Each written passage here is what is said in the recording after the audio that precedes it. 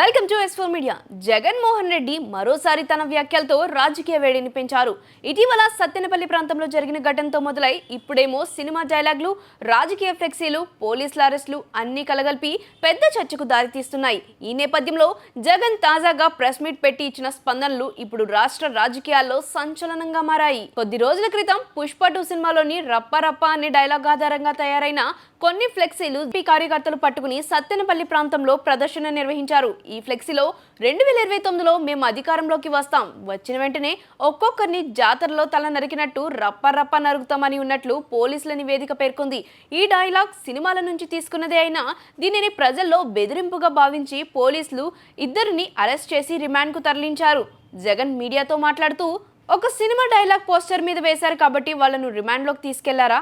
అయితే అలాంటి డైలాగులు సినిమాల్లో ఎందుకు అనుమతిస్తున్నారు? సెన్సార్ బోర్డు ఏం చేస్తుంది? పవన్ కళ్యాణ్, బాలకృష్ణ సినిమాల్లో ఎన్నో భయంకరమైన డైలాగులు ఉంటాయి. వాటిని బయట వాడినా తప్పేంటి? ఇలాంటివి అర్థం చేసుకోకుండా చర్యలు తీసుకోవడం వల్ల ప్రజాస్వామ్యంపై నమ్మకం తగ్గిపోతుంది అంటూ వ్యాఖ్యానించారు. జగన్ చేసిన ఈ వ్యాఖ్యలపై సోషల్ మీడియాలో తీవ్ర విమర్శలు వెల్లువెత్తుతున్నాయి. జనసేన, టీడీపీ కార్యకర్తల మాటల్లో జగన్ ఇప్పటికీ తన తప్పుల్ని సమర్థించుకుంటూనే ఉన్నారు. సినిమా డైలాగ్ అని చెప్తూ ప్రజలను రెచ్చగొట్టడం ప్రమాదకరం. పల్నాడులో నరాలు తెగిన ఘర్షణలు మర్చిపోవచ్చా? అలాంటి ప్రాంతంలో ఇలాంటి ఫ్లెక్సీలు ఎంత ప్రమాదకరం? వీటితో పాటు రాజకీయ విశ్లేషకులు కూడా ఇలా వ్యాఖ్యానిస్తున్నారు. జగన్ ఇలా రెచ్చగొట్టే స్టేట్మెంట్లు చేయడం వల్ల భవిష్యత్తులో రాజకీయం అల్లర్లు, సంఘర్షణలకు మార్గం వీలవుతుంది. ఒకవేళ ఇది కేవలం సినిమా డైలాగ్ అయితే ఫ్లెక్సీలపై, ఫుట్పాత్లపై ఇలా ప్రదర్శించాల్సిన అవసరం ఏంటి? అందులో ఉన్న పదాలు నేరుగా నరుగుతాం, తలలు నరికేస్తాం లాంటి ఆగ్రహభరిత భాష ఉపయోగించడం వల్ల అది ఒక రీల్ డైలాగ్ కంటే ఒక రియల్ వార్నింగ్ లా మారుతుంది అన్న అభిప్రాయం కూడా వ్యక్తమవుతుంది.